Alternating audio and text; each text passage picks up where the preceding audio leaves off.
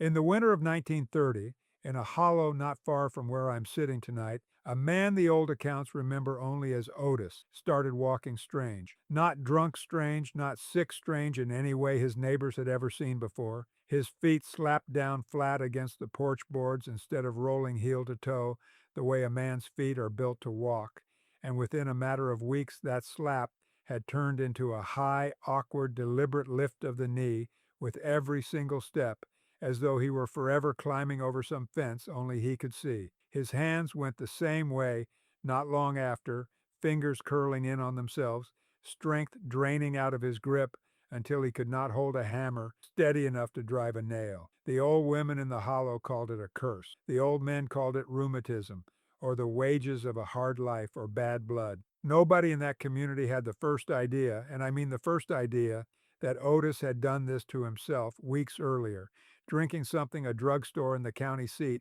had sold him perfectly legally, something with a doctor's blessing sitting right there on the label, something half the hollow was drinking too, and would keep right on drinking for months after Otis started walking like a man wading through waist-deep mud that was not actually there. Poverty gets blamed for a great many things that happened to this country during those hard years, and a good portion of that blame is earned honestly enough because the Depression put more families into more genuine desperation than most of us today can properly imagine. But poverty itself did not do what was done to Otis and to a great many men like him across the poor rural South in those exact years. A specific product did that. Sold legally, sold openly, sold with the full blessing of federal law, and it crippled more working Americans in the space of about 2 years than most of the industrial disasters and mine collapses of that entire decade combined. That is the story I am pulling apart for you tonight.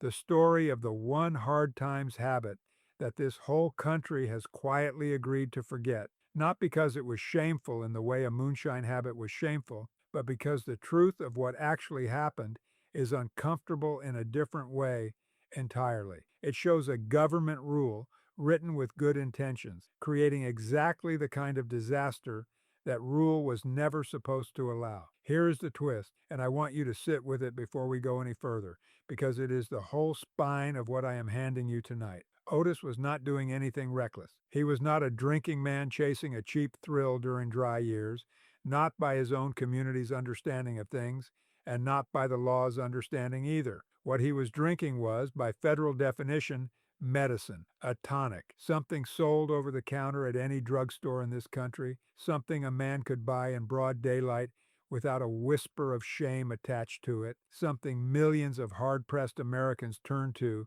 during the worst economic years this country has ever lived through because it was cheap, because it was legal, and because on paper it was supposed to be safe. What those men and women were trying to do has a plain and understandable name. It is called stretching a hard times dollar as far as it will go, finding the cheapest available comfort in a decade that offered precious little comfort of any kind. Your own great-grandparents, if they lived through those years, very likely knew this product by name, whether or not it ever touched their own household, and a good many families in the rural South learned its real nature the same hard way Otis's family did, one crippled neighbor at a time, with no warning from the label on the bottle. If you had lived through those years yourself, working whatever work you could find, feeding a family on next to nothing, aching from a long day's labor with no money for a real doctor, most people, and I mean most people, would have reached for exactly what Otis reached for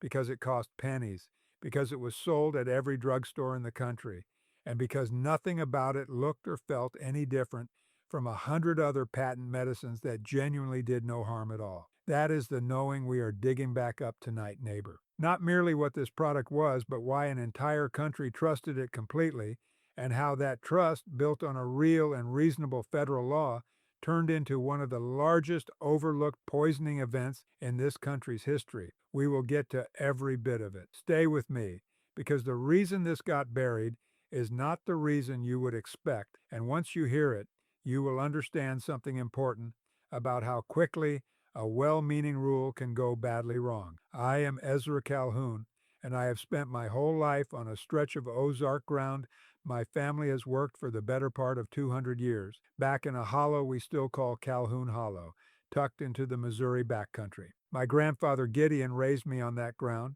and he was born in 1919, which put him at right around 10 or 11 years old during the exact years this story took place, old enough to remember it clearly, old enough that he watched grown men in his own community start walking that strange, high, deliberate step before he was much more than a boy himself. He told me about it more than once over the years, always with the same low, careful voice he saved for the things that had genuinely frightened him as a child, because a boy watching a grown man's hands and feet quietly stop working with no explanation anybody around him could offer is the kind of thing that stays with a person for the rest of his life. What I know about this, I learned the way I learned most things worth knowing, sitting across from Gideon while he told it plain, and later, digging through the old newspaper accounts and medical records myself to understand exactly what had happened to men like Otis, because Gideon knew what he had witnessed, but he did not and could not know the full science behind it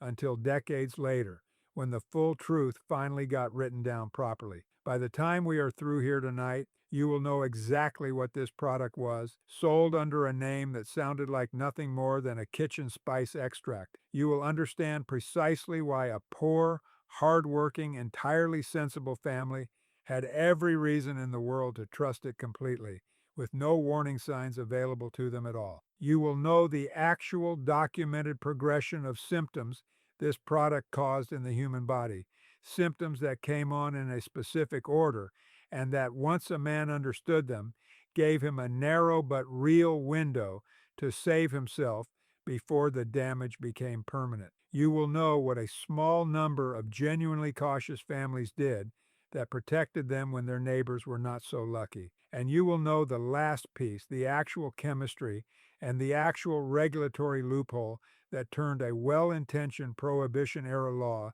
into a disaster that crippled tens of thousands of Americans. A piece of history that explains something important about how the road to a genuine catastrophe can be paved entirely with reasonable, well-meaning decisions. That is where we are headed tonight, piece by piece, and I am leaving nothing out. There are 6 pieces to understanding how a legal, government-approved medicine crippled more working Americans than almost any other single event of that whole hard decade, and understanding exactly how a careful family could have protected itself if only they had known what to watch for. 6 in order, and the order matters, because this story only makes full sense laid out front to back. The first 2 pieces explain why an entire country trusted this product without a second thought. The middle pieces explain the actual warning signs the human body gave, signs that very few people at the time had any framework for understanding. And the 6th piece, the last one,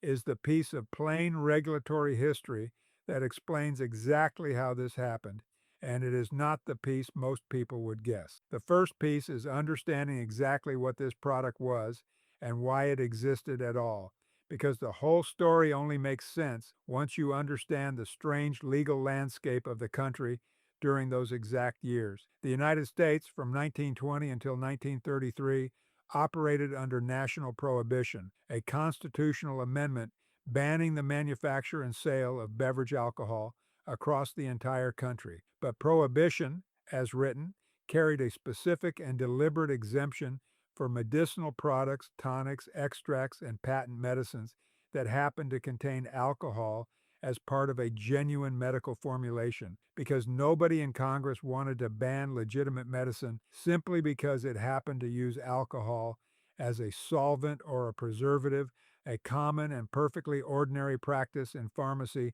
going back generations. This exemption was reasonable on its face, and it existed for good reason. The trouble, as is so often the trouble with a reasonable-sounding rule, showed up in exactly how that exemption got tested and enforced. Among the products that fell under this medicinal exemption was an extract of Jamaica ginger, a strong, bitter tincture that had genuinely existed as an ordinary patent medicine for digestive complaints for decades before Prohibition ever began, commonly known in plain country language simply as Jake. Jake had a long, unremarkable history as a mild folk remedy, taken in small doses for an upset stomach the same way a family might reach for peppermint or ginger tea today. But Prohibition changed everything about how Jake was made, sold, and consumed almost overnight because Jake, properly formulated as genuine medicine, happened to carry a fairly high alcohol content, and federal regulators, trying to prevent the medicinal exemption from becoming a wide open loophole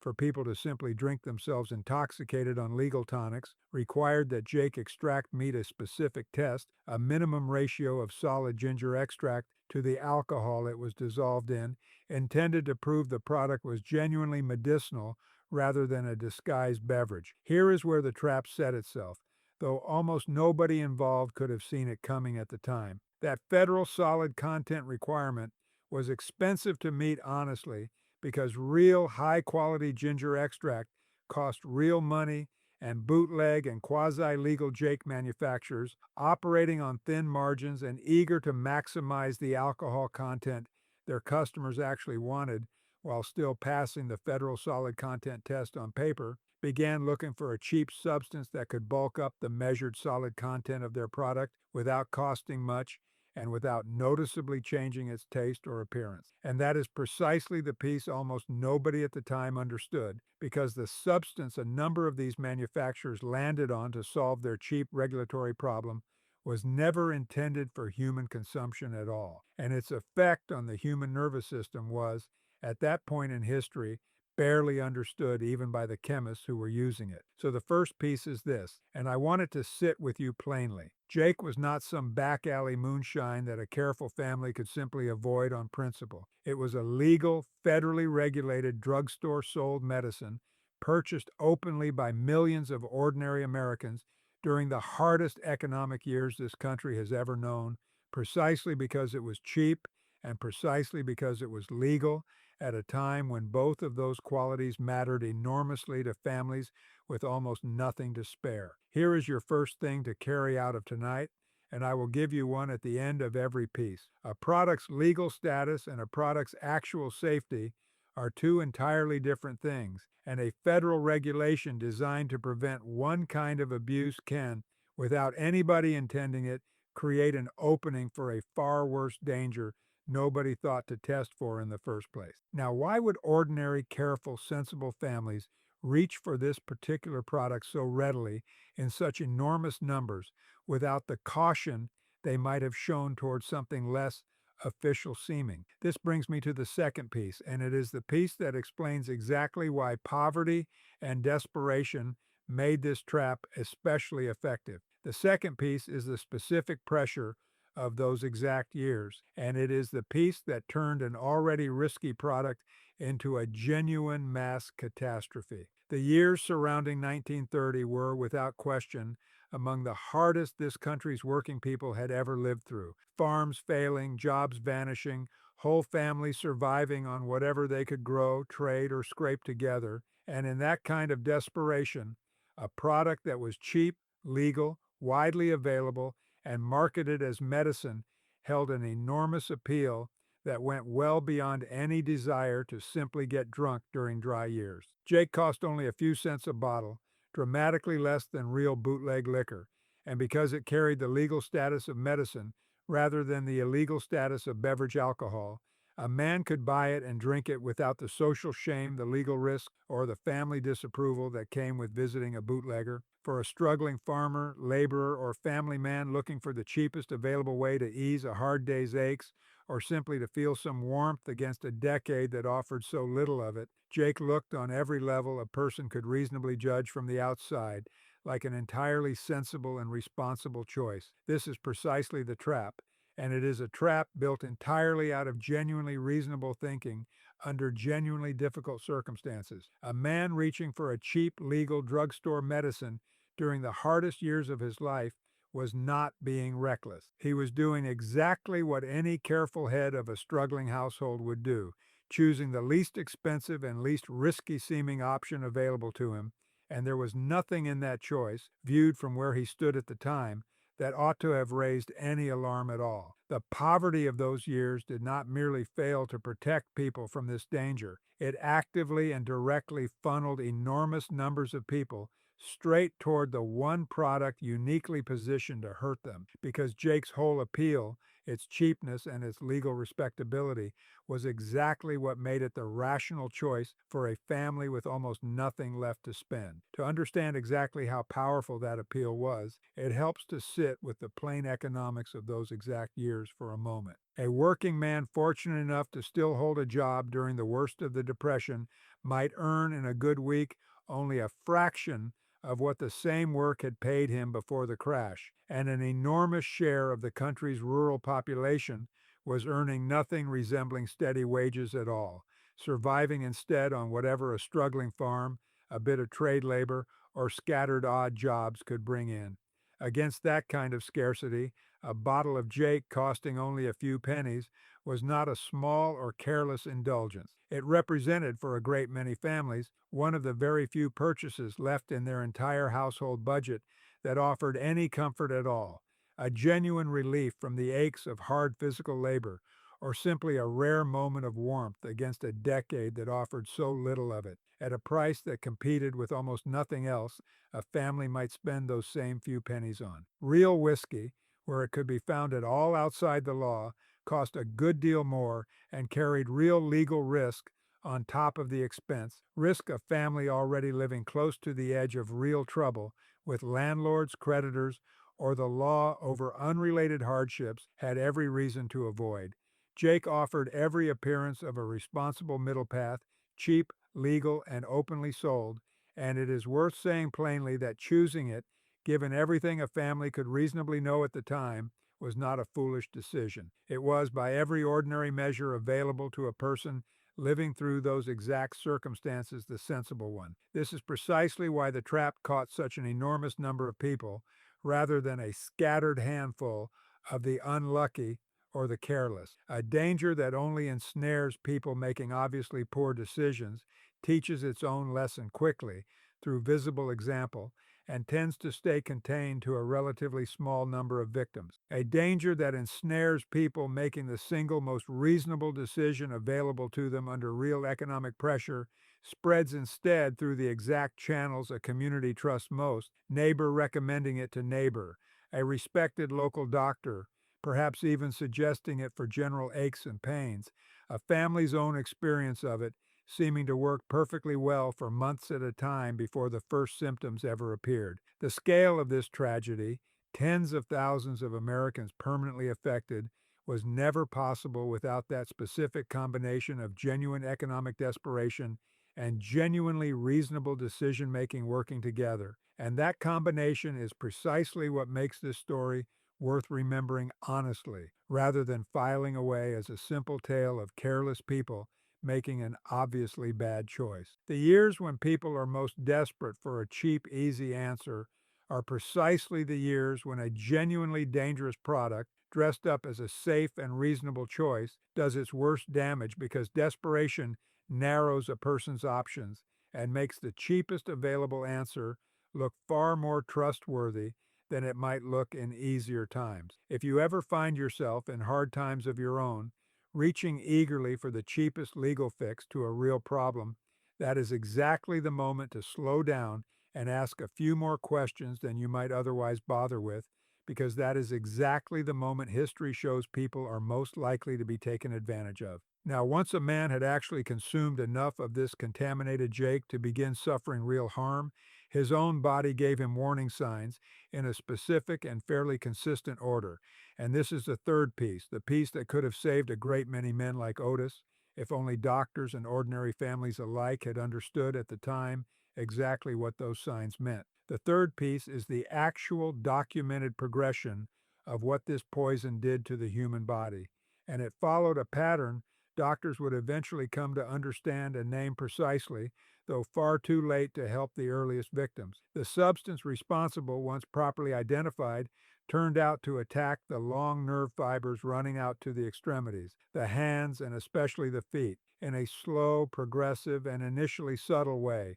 that gave almost no warning to someone unfamiliar with what was actually happening inside their own body. The first sign, appearing typically within a couple of weeks of heavy exposure, was a numbness and tingling in the fingers and toes, a pins and needles sensation that a great many people, entirely reasonably, mistook for nothing more than a cold snap, poor circulation, or the ordinary aches of hard physical labor. This was the first bell, and it rang so quietly and so easily explainable by other causes that almost nobody at the time connected it to anything they had recently been drinking. The second sign, following close behind the first, was a genuine weakness and often real pain in the muscles of the lower legs specifically, a soreness in the calves that made walking increasingly uncomfortable, and that again, a hard-working person during the Depression had every reason to attribute to nothing more sinister than exhaustion and overwork,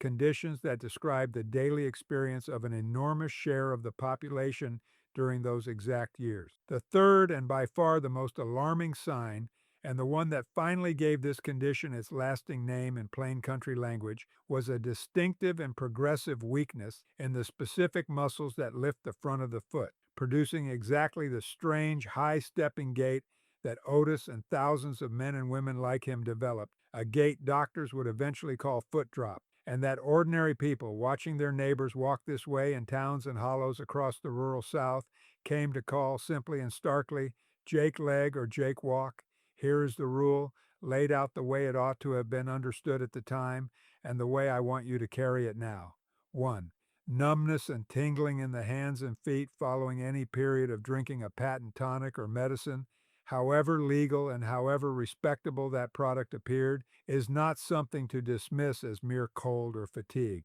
It is the first bell, and it means stop consuming that product immediately and do not resume regardless of how mild the sensation feels. 2. Weakness or pain developing in the calf muscle specifically, layered on top of that earlier numbness, is the second bell, and it means the damage has already progressed beyond a passing discomfort into something the body is actively signaling as serious. 3. Any change in the way a person's foot strikes the ground while walking, any hint of that distinctive high step or slap,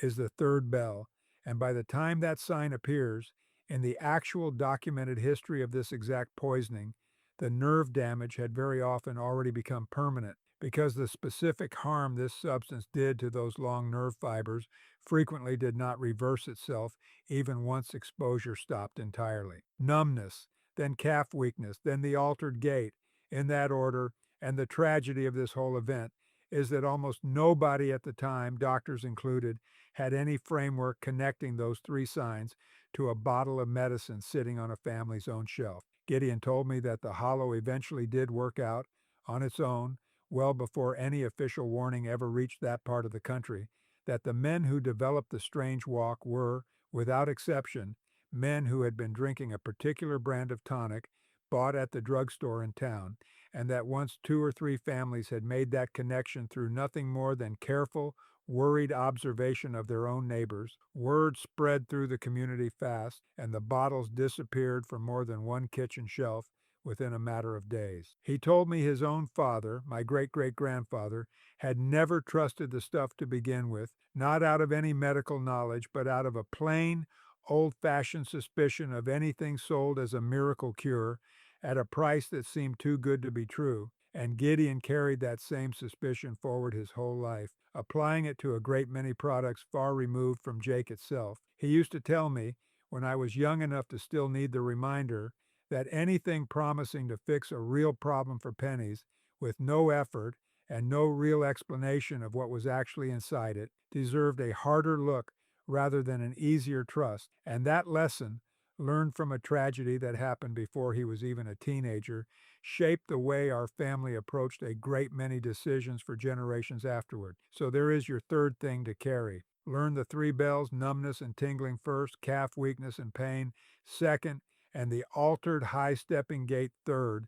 and understand that by the time a person or their family recognizes that third sign, real and often permanent damage has typically already been done. The window to prevent lasting harm sat almost entirely within that first bell, the numbness so easily and so understandably dismissed as nothing at all. Now here is where I have to break the pattern of this story for a moment, friend, because everything I have told you so far, what Jake actually was, why desperate times made it so widely trusted, and the actual progression of harm it caused, is knowledge that took the medical community itself real time and real effort to piece together properly, well after the worst of the damage had already been done to tens of thousands of people. What comes next is the piece of hard human reasoning that kept some families safer than others, even without any of the science I have just walked you through being available to them at the time. The fourth piece is the false fix, the same shape of trap I have described to you before in different forms, because it describes almost exactly how a great many families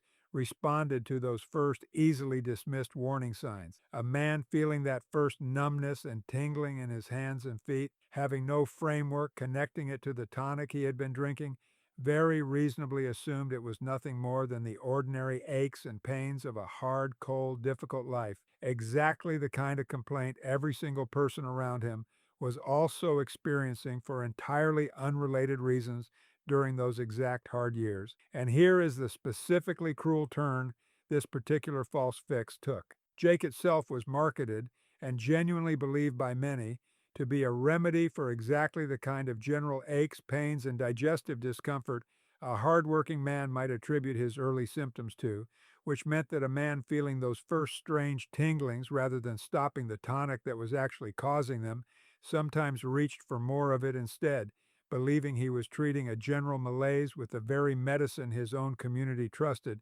for exactly that purpose. This is the same wheel I have described before in different clothing, because these traps tend to wear a similar shape no matter what danger is driving them. The body signals distress, the natural and reasonable response reaches for the familiar remedy already close at hand, and in this one particular and especially bitter case, that familiar remedy was the actual cause of the harm, meaning the false fix did not merely fail to help. It actively deepened the exposure and worsened the very damage a man was unknowingly trying to treat. A family without any outside warning, relying entirely on their own reasonable judgment and the trusted remedies available to them, had almost no way to break out of that particular wheel on their own, which is exactly why the communities that did catch this danger early, like Gideon's own hollow, did so not through any individual family's clever reasoning, but through the slower, harder-won process of watching enough neighbors develop the same strange walk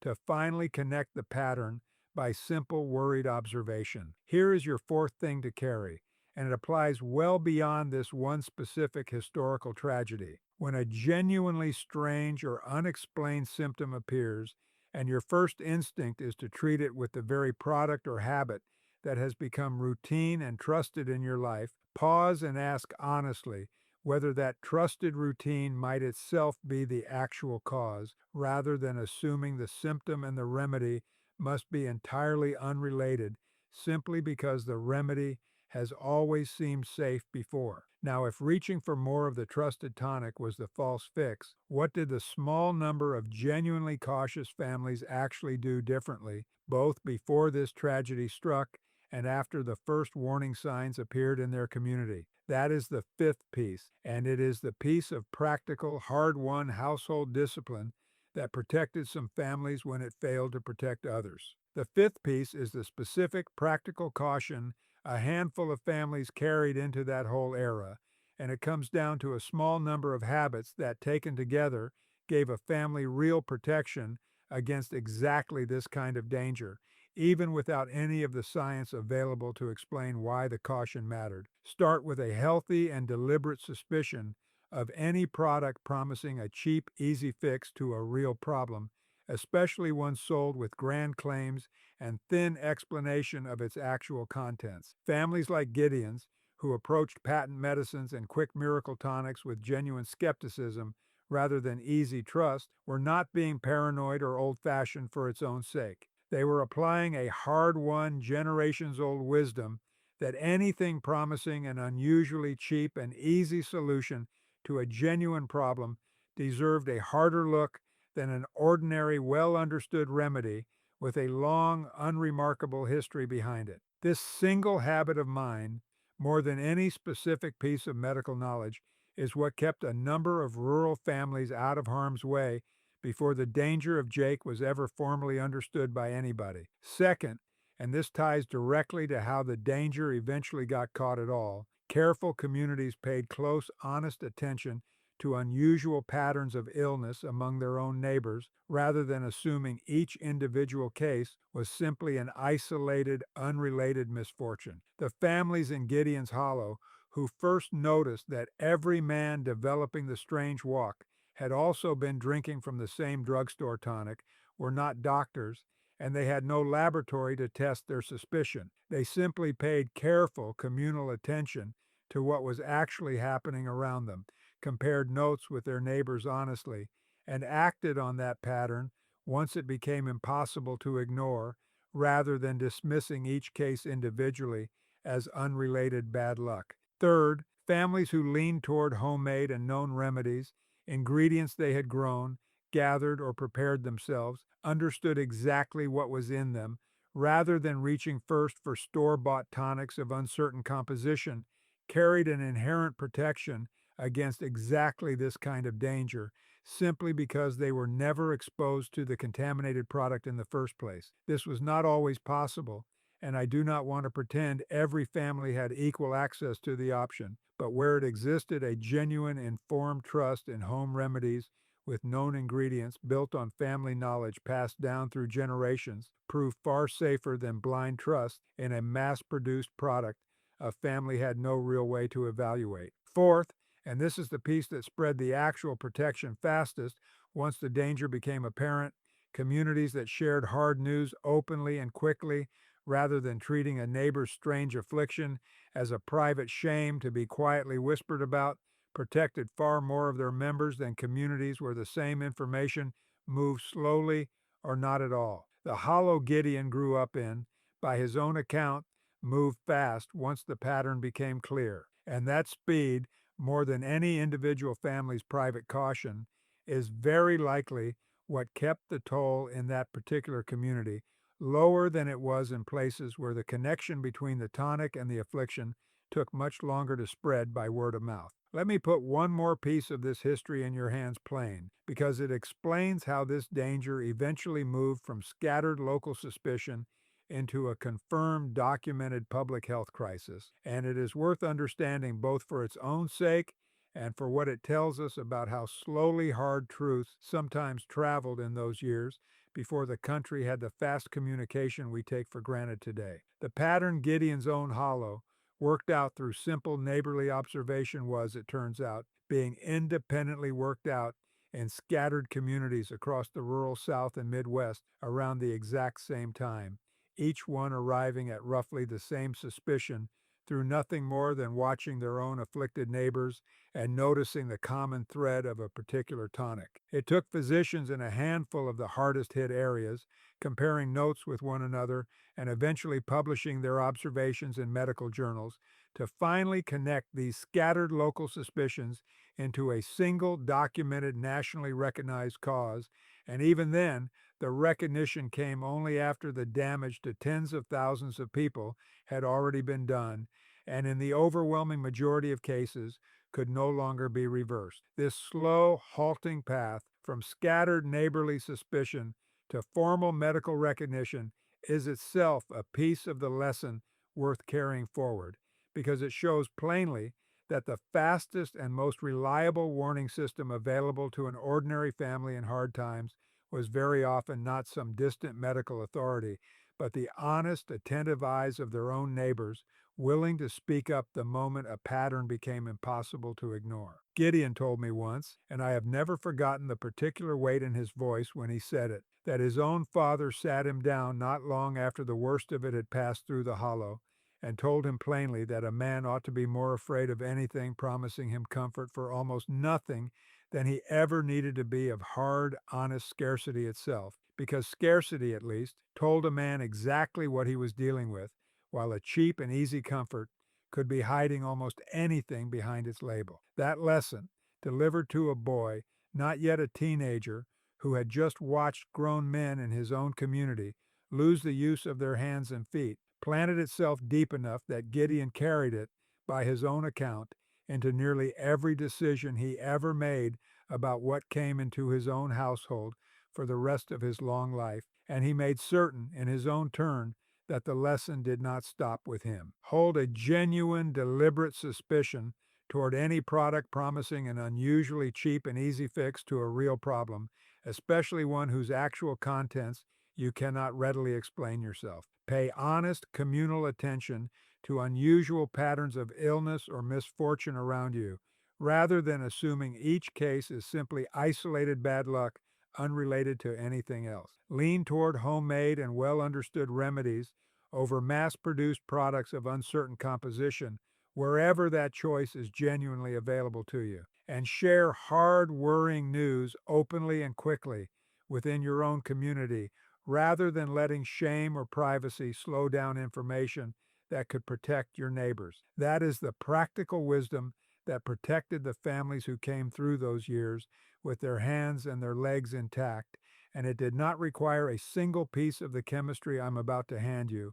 only a plain, hard-earned habit of caution that Gideon carried with him his entire life. Now here is another pattern break, friend, because we are at the edge of the last piece, and I want you square with me before we step over it. Everything so far, what Jake actually was, why desperate times drove people toward it, the actual progression of harm, and the practical wisdom that protected some families is the human side of this story. What comes next is the plain chemistry and the plain regulatory history underneath it all, and it is the piece that explains once and for all exactly how a well-meaning federal rule created one of the largest and most quietly forgotten poisoning events in this country's entire history. The sixth piece, the last piece, is the actual substance responsible and the actual regulatory pressure that put it into that bottle. And once you understand both plainly, the whole tragedy snaps into a single, clear, and genuinely sobering picture. The substance a number of Jake manufacturers turned to in order to cheaply pass the federal solid content test while keeping their product's alcohol content high was a chemical called triorthocresyl phosphate, an industrial compound used at the time primarily as a plasticizer and a lubricant additive, chosen not because anybody believed it was safe for human consumption, but because it was cheap, it was widely available, it dissolved cleanly into the tonic without noticeably altering its taste or color, and it happened to satisfy the federal government's specific solid content measurement in a way that let manufacturers keep their alcohol percentage high without spending real money on genuine ginger extract. Here is the plain and sobering science behind why this particular substance did the specific damage it did, damage that selectively targeted the hands and especially the feet, rather than the body more generally. Triorthocresyl phosphate interferes with a specific enzyme the nervous system depends on for the ongoing maintenance and health of its longest nerve fibers, and the very longest nerve fibers in the entire human body happen to be exactly the ones running down the legs to the feet and out along the arms to the fingers, which is precisely why this poison produced its damage there first and most severely, rather than affecting the shorter nerve pathways serving the trunk of the body or the internal organs. The damage, once it reached a significant threshold, was frequently permanent because the specific type of nerve degeneration this compound caused did not reliably heal itself even after exposure stopped completely, which is exactly why so many victims of Jake Leg carried that distinctive walk for the rest of their lives, decades after the last bottle of contaminated tonic had been poured out. And here, finally, is the regulatory piece that ties the whole tragedy together, and I want to be as careful and honest with you about it as Gideon was always careful and honest with me. This was not, in any meaningful sense, a conspiracy. Nobody in Washington sat down and decided to cripple tens of thousands of poor Americans. What happened was a chain of individually reasonable decisions producing a genuinely catastrophic result nobody involved had intended or fully foreseen. Prohibition's medicinal exemption was a reasonable accommodation for legitimate medicine. The federal solid content requirement was a reasonable attempt to prevent that exemption from becoming a loophole for casual drinking. And the manufacturers who reached for a cheap industrial chemical to satisfy that requirement on paper, while keeping their product's alcohol content and their own profit margin high, were making a cynical and genuinely reckless business decision, but one made in an era where the long-term neurological effects of a compound like triorthocresyl phosphate were barely understood even within the chemical industry itself, let alone by regulators focused entirely on measuring alcohol content rather than screening for entirely unrelated categories of poison. Estimates from the medical literature that eventually documented this event suggest the number of Americans permanently affected by Jake Leg reached into the tens of thousands, concentrated overwhelmingly among poor rural communities across the South and the Midwest, exactly the population with the fewest resources to seek real medical help and the least access to the kind of national news coverage that might have spread a warning faster. So that is the sixth piece, the buried heart of the whole thing. A reasonable law, a reasonable regulation meant to prevent one kind of abuse, and a cynical cost-cutting decision by a number of manufacturers who never seriously considered what an untested industrial chemical might do to the human nervous system, together produced a poisoning event that crippled more working Americans than almost any single industrial disaster of that entire decade. And it happened in plain sight, sold legally, over the counter, at drugstores across this country, to families who had every reasonable expectation that a legal, government-regulated medicine would not be the thing that took the use of their own hands and feet. Let me hand you the whole of it back together now, the way it ought to sit in your mind after tonight. Jake was a legal, federally regulated tonic that became the cheapest and most trusted option available to millions of desperately poor families during the hardest years this country's working people had ever known. A federal regulation meant to prevent casual drinking under the guise of medicine, reasonable in its own intent, created a specific financial pressure that a number of manufacturers solved by substituting a cheap industrial chemical nobody had properly tested for human safety. That chemical attacked the longest nerve fibers in the human body first, producing a specific and largely permanent progression of numbness, calf weakness, and a distinctive high-stepping gait that thousands of families with no framework for understanding what was happening mistook for ordinary hard times, aches, and rheumatism until the damage could no longer be undone. The families who came through those years unscathed did so largely through plain, hard-earned habits of suspicion toward cheap miracle products, honest communal attention to patterns of illness, a preference for known homemade remedies, and a willingness to share hard news quickly rather than quietly. And underneath all of it sits a piece of regulatory history that deserves to be remembered honestly, not as a conspiracy, but as a genuine and sobering lesson in how a chain of individually reasonable decisions made under real economic pressure can produce a catastrophe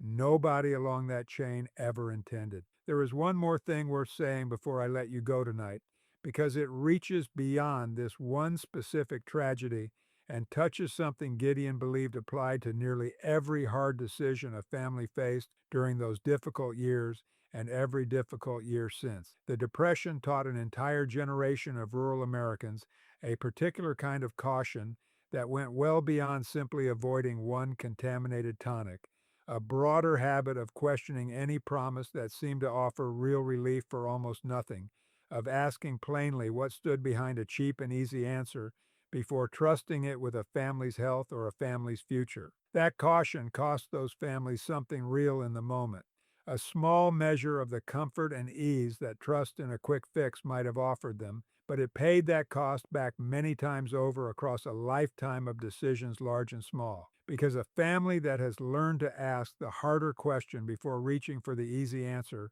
carries that habit into every generation that follows it, long after the specific danger that first taught the lesson has faded from living memory. Gideon carried that habit into how he chose what medicine came into his house, what food he trusted from outside his own land, and what promises from outside his own hollow he was willing to believe. And he passed every bit of that caution down to me the same plain, unhurried way he passed down everything else worth knowing. Friend, because poverty did not put that poison in the bottle. It was about the difference between a family that trusted a cheap, legal, official-looking product completely and a family that carried forward a plain, old-fashioned suspicion toward anything promising an easy fix for pennies. And that difference is exactly what separated the Hollows and the households that came through those hard years with their hands and legs intact from the ones that did not. If you ever find yourself in hard times or easy ones, reaching for the cheapest and easiest available answer to a real problem, you will remember Otis walking that strange high step across a porch in a hollow not far from where I sit tonight, and you will ask at least once what is actually in the bottle and why it costs so little to promise so much. That is not fear talk, and it is not doom talk. That is the same plain, hard earned suspicion your own great grandparents carried through the hardest years this country has ever known. Suspicion that got quietly buried under decades of comfort and easy trust in whatever sits on a store shelf and that you just pick back up again tonight. Done by hand, told straight.